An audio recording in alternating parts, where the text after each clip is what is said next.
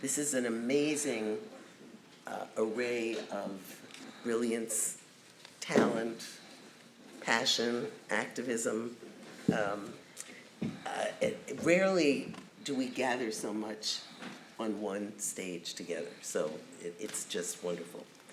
So the context, why this panel, why now? When I was writing that, I thought, well, if you have to ask. But I'm going to answer it, which is, as we know, human rights is under attack globally, not just here, but everywhere. And always, no matter where, the most vulnerable people are in the forefront of the attack. People who are LGBTQ, women, especially women of color, all people of color, refugees. So to understand and resist the current attacks on bodily autonomy, we need a framework that allows us to see it all in one lens. We need a framework that connects the threads that human rights and reproductive justice make visible. It's just not possible as individuals without addressing the legacies and ongoing existence of colonialism, racism, white supremacy that has brought this territory to this place. What is reproductive justice? RJ brings it all together. Most simply, there are 4 pillars which I think of as aspirations. It's the right to have a child when you want to. It's the right not to have a child when you don't want to. It's the right to nurture and parent in safety and health and dignity. And it is the right to bodily autonomy, gender and sexual freedom. And it is absolutely necessary. We're going to talk about hard things tonight. Human rights struggles that are weighing on our hearts and our minds. Obviously, the issues that are happening around abortion, but also human rights violations in Haiti and Gaza and the Sudan and Congo and the Ukraine. But this panel is a call to action. It's not a call to depression. So our emphasis is going to be on hope and resistance. When I got the opportunity to apply for a grant from the MacArthur Foundation as one of the awardees, I had the freedom to choose any topic that I wanted.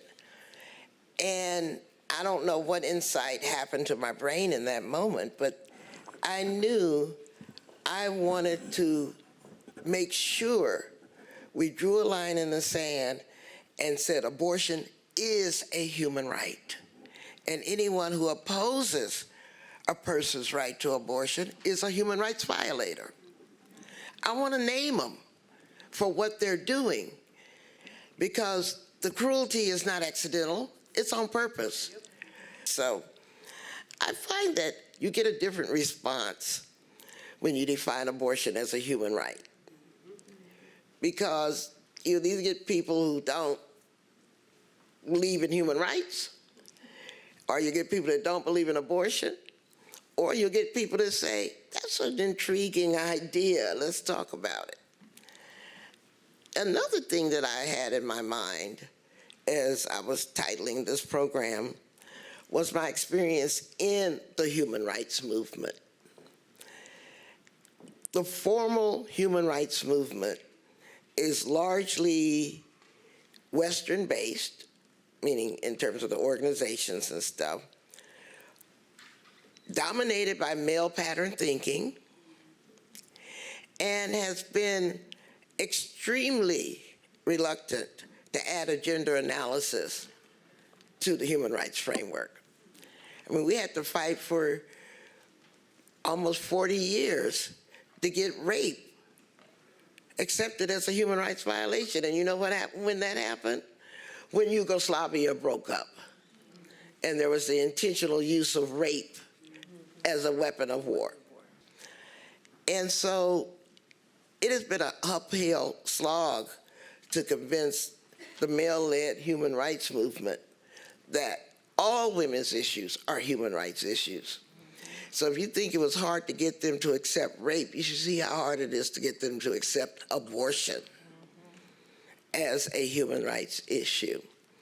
But nonetheless, I mean, what do we say? We persist. And what we learned from women in the Global South is that when they frame their struggle as a human rights struggle, they actually expand their power base. They convince more people to join them for whom abortion wouldn't be their number one issue, but other human rights issues are. So they're able to widen their tent and their circle of concern, and they're able to forge out new understandings of human rights that didn't exist before. I think in closing, I want to say we need more people to know about the global human rights framework. And one of the outcomes that will happen if we do that is prevent the misuse of the global human rights framework. Because when somebody is claiming that they're fighting for the human rights of people who ain't even here yet, right, and willing to violate the human rights of people who are here, they're gaslighting you, basically. Because if you read the Universal Declaration of Human Rights, it says very specifically, all human beings are born equal in rights and dignity. And they wrote that in 1948. They weren't even thinking about this anti-abortion movement. It was the logical recognition that you have to be here to claim the damn rights. And so the anti-abortion movement is quite fond of taking advantage of people's ignorance about human rights. But it's not just the anti-abortion movement. The entire U.S. government takes advantage of that. And let's be clear, the criminalization of pregnancy is a human rights violation. I just want to bring that back. A woman or a person capable of being pregnant doesn't lose their human rights just because they're pregnant. That's why I think we need to learn how to deploy human rights language more so that we can accurately name what is happening. Women are not just vessels. They're rights-holding people that you're choosing to violate their human rights. I want to start with just talking about how, from the very beginning, I've always seen abortion as part of the human rights and justice framework. It's what brought me to the work in the first place. I went to college at Macalester. I studied international studies and religion and women's studies, and have always seen the sort of stigma and the identity issues and oftentimes shame issues and et cetera that are sort of woven into the unplanned pregnancy and abortion struggle in this country, and how they're oftentimes used and weaponized to harm and hurt people and keep people in their place. And sort of, I always saw through that. I was like, wait a minute, this is like, these things are made up and they're harming these people. And so, first job out of college, I was bound and determined to work in the abortion clinic space. And so, my first job was answering phones at a Planned Parenthood, and have done every job in the clinic since that time period. And I really come from that praxis, come from that direct service lens. Still always the center of everything that I do is really considering the people that are most impacted and trying to lift up the stories of the people who are seeking abortion care services and the people who are providing those abortions, so that we can keep that at the center of everything that we do. So I often say abortion shines a bright light. I would actually say unplanned pregnancy shines a bright light on people's lives and has you examine oftentimes your hopes and your dreams for your future, oftentimes take a look at ideology, take a look at what you've been taught, try to decide if those values are the ones that apply to you or not. So it's a really cool time to sit with somebody and witness their acting and their choosing a course for their life, right? It's super cool, right? Oftentimes we hear all about like the violence and the anti-abortion terrorism, and we hear about the regulatory interference, and yeah, it's a huge part of the work, but it's also incredible to be able to do this kind of work at this time in this country, extremely meaningful. Always seen it as a human rights issue because to me it's fundamental to our autonomy and our equality to be able to control our bodies writ large, whether it's reproduction, whether it's anything that happens to our bodies, I think is really at the center of people's ability to really imagine a life for themselves that's equal. And I think ultimately, that's the threat that abortion brings to the powers that be, is that we can dream a future for ourselves that's equal to others. I oftentimes don't think of abortion as a women's issue. I think of it as a human rights issue. Millions of men have benefited from access to safe abortion. Millions of families have accessed safe abortion, and it's impacted so many people in the community. I think shifting the way we talk about that would be very interesting for us. I think it's important for us to ask who benefits from banning abortion? Who benefits from manufacturing stigma and shame around abortion? Like, whose strategy is that fitting into, and what is their goal? What is, how does, shutting down access to safe abortion in a third of this country, whose plan is that fitting into, and who's benefiting from that? We've developed a system where there's two different Americas. For over half the population, there is inequality. We've created migrants, and then we're also now denying immigrants and refugees and people who are detained and people who are incarcerated access to safe abortion. Like on our watch, people who are here in this country. We've criminalized pregnancy outcomes. What would it be like if instead of talking about abortion through a framework of that regret or victimhood, we figured out a way to talk about the aspirational and talk about the benefits and invite more people into that conversation of telling those stories instead of having that silence. Abortion is remarkably popular right now. It's popular than it's ever been in my entire career. Never been. And it's not only Democrats that have abortions, right? Our waiting rooms are full of Republicans. And we've won every race in Kansas, we've won in Kentucky, we've won in Ohio. Thank you. So I feel a little bit of a need to tell my public health story. I cut my teeth in both my master's and my PhD are in public health. I believe I was a sexual health educator before I really knew what that was. And so at the time, I was really thinking of it from this lens of agency, which is really about giving the information so that people can make these decisions. That's what's best for them. And it's not dictated by a circumstance or by a person. So that's very much that frame of disease prevention and health promotion, adopting healthier lifestyles. But I really didn't realize that totally missed the mark in terms of autonomy, right? It didn't touch the liberation. In Our Own Voice is the first and only national state partnership of Black women-led, Black women-focused reproductive justice organizations. We work across the country. We are solely focused on policy change and shifts. We are in 12 states at this point, and all day, every day, we are focused on lifting up the best policies. Every 2 years ahead of every Congress, we release the Black Reproductive Justice Policy Agenda. We also release every year, but in particular ahead of the national elections, polling. Our polling is some of the most robust data in that it is not oversampled. It is all Black men and women voters. So when we talk about the motivations to vote, and we say this is how Black voters feel about these issues, that's exactly how they feel. And no surprise, which you'll hear today, is that abortion is not the top tier issue for Black families.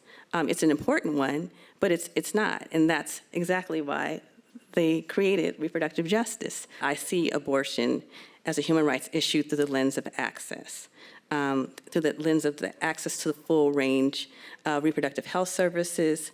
In order to access abortion care, which I believe is a basic part of primary care or preventive care, that's a human right. I believe it is. And so we need access to health care to obtain our optimal mental and physical health. So that's that public health frame. But we also need those economic resources. We need that economic health. Economic health is absolutely a reproductive justice issue.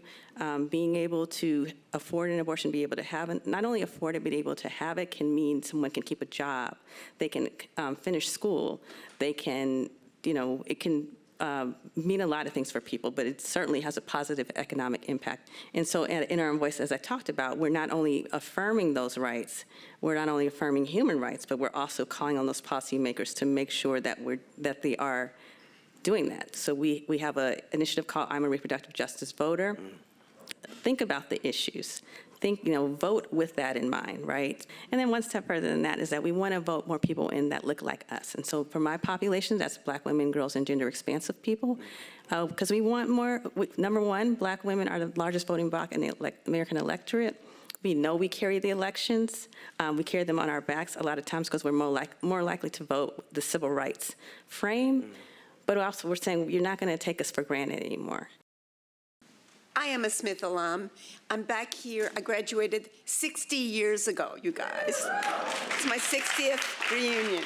So I'm kind of down memory lane here. I have a lot of things I'm remembering, funny things and sad things. So I want to just start with being here. As a student in my senior year, I went into New York City on spring break, 1964, and I visited Planned Parenthood, and I got a whole bunch of literature on birth control, and I brought it back to my dorm, and I brought it back to distribute to the other students. So I was kind of a reproductive rights outlaw. What I knew then, I didn't fully understand, but I knew that it didn't make sense to talk about human rights and international legal norms apart from both the experience of real human bodies and intimate as well as global power relations. I was thinking about what my dear friend and former student, Professor Rabab Abdul-Khadi, taught me was the indivisibility of justice. And it's a term I prefer actually to intersectionality, the indivisibility of justice. So back in those days, in the 1970s, after I graduated, we formed an organization called CARASA, the Committee for Abortion Rights and Against Sterilization Abuse in New York City. We fought hard for abortion access, legality, and safety, but we knew they could only be realized in context of many other rights of access. How could a woman or girl of any gender identity access a legal abortion without well-trained healthcare providers who didn't discriminate based on race, class, or gender, like you? Why didn't they have you? Adequate livelihoods, insurance to pay for the services, accessible roads and transport, which many women don't have. They can't even get to the services, much less the money to pay for them, and a cultural climate that didn't stigmatize, condemn them, say they were sinners, much less free sexual and gender expression. So we have believed abortion was one critical point in a whole web that, if fully realized, would mean a revolution, a total revolution. Reproductive justice was the pledge. Well, you just heard it from Loretta. It really includes everything. It illuminates the links between motherhood, health care, access, social and economic inequality, the persistent forces of racism and misogyny as a matrix that both encompasses and surpasses abortion. Abortion is one piece of that, and it's totally dependent on all of it. And it's also impossible for me to think about abortion rights and human rights and reproductive justice apart from what's going on in the world. What I wrote about for many years was about the relationship between reproductive and sexual justice and rights and global power relations, macroeconomics, and militarism. And so that was really, that's the way I think about it.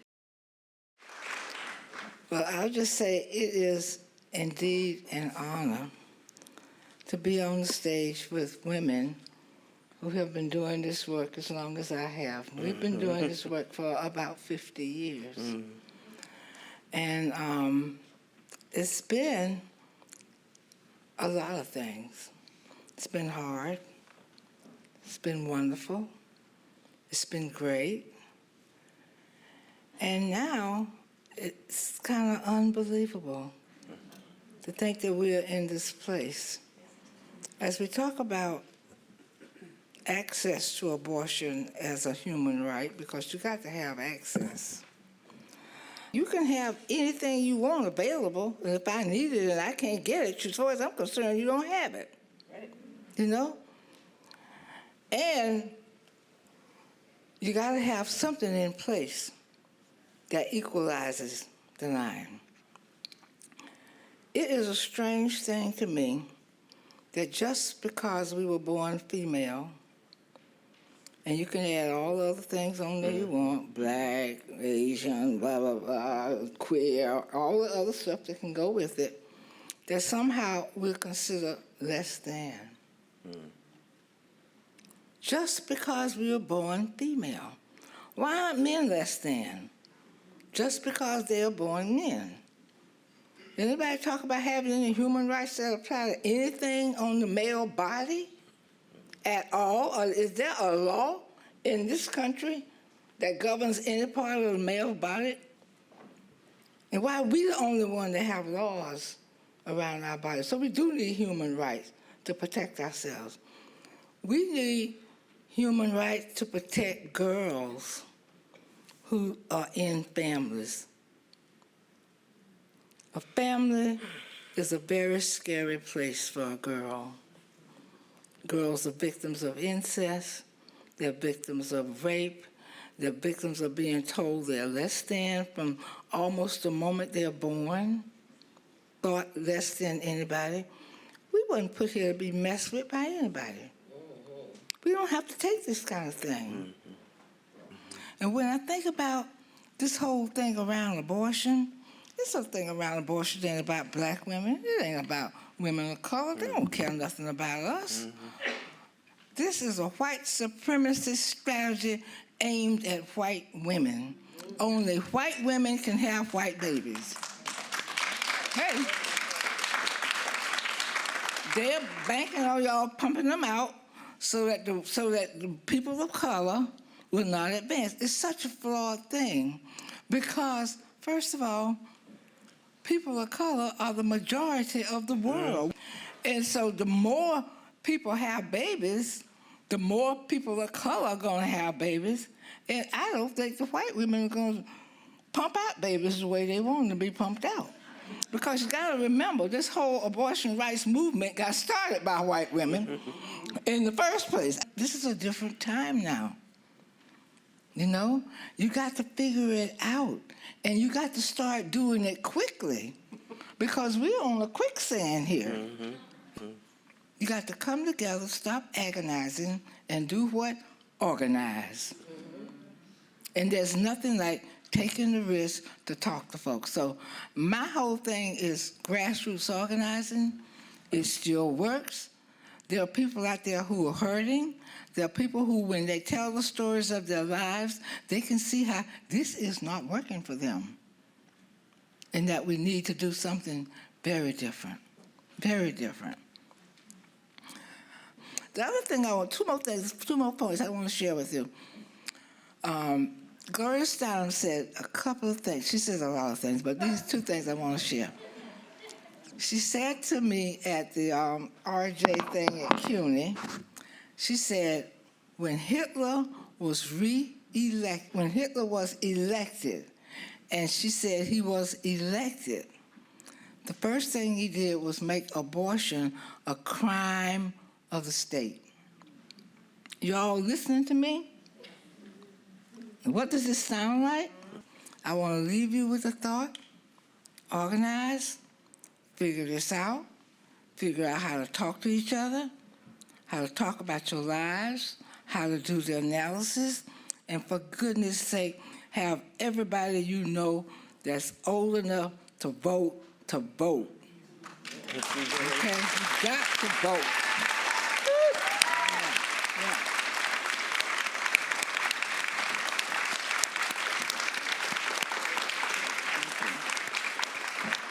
What are you most energized by now, or what's giving you the most hope?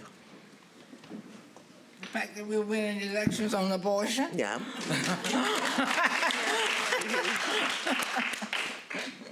That's it? Yeah. The fact that Roe is gone, like, it's a good thing because it's an opportunity to really create what we want. This is the time. What gives me hope is young people. Young people are with us entirely on all the issues. Do you have advice? They have lots of advice. On how to vote when no politician seems to truly support women and reproductive justice. Loretta? Well, first of all, I'm not so sure no politician will support reproductive rights, health, and justice. I think some politicians do. And I'm really concerned about people being cynical and self-justifying, not engaging with the electoral system, because we have to use all the strategies. We got to march, we got to demonstrate, we got to turn this shit up, but we also got to vote. Yep. You know, and if you don't think the voting matters, why do you think they're spending billions to keep us from doing it? Yeah. They know it matters. But the worst colonization is when your mind has been colonized and you check out of the political system. I was going to say the same people that are doing the abortion bans are the same people trying to roll back your access to the ballot. That's right. It is. And LGBT rights and your right to read and learn and all that stuff. The same Hydra, just pick your lane and do the dang work. What's your advice for sustaining energy and making time for activism, and how do you choose what to do and not to do? But I'm a firm believer in the adage that you need to party as hard as you work. Yeah. And that's because that's the way you have to keep emotional and psychological balance in your life. Because as a human rights activist, you're compelled to look at the worst things humanity does to each other, to themselves. And if you don't have perspective, you really will get burnt out in a very short period of time. And I'll just say my last thing that my mentor told me, Leonard Seskin, he always said, fighting Nazis should be fun. You know, it's being a Nazi that sucks. So don't act like fighting for justice is what sucks. Not having justice is what sucks. Right. I have only two things to suggest. One is take care of your body. Nurture your body. Eat right. Work out every day. I work out every day. Do those things. And the other thing is find an organization. The work is collective. It's not up to you as an individual. If you think shutting down Grand Central Station wasn't fun, unbelievable. Unbelievably energizing. Do those things with others. I don't want to come to the end before we give this amazing, big thinkers, big inspirers, dedicated to our collective liberation, another incredible round of applause.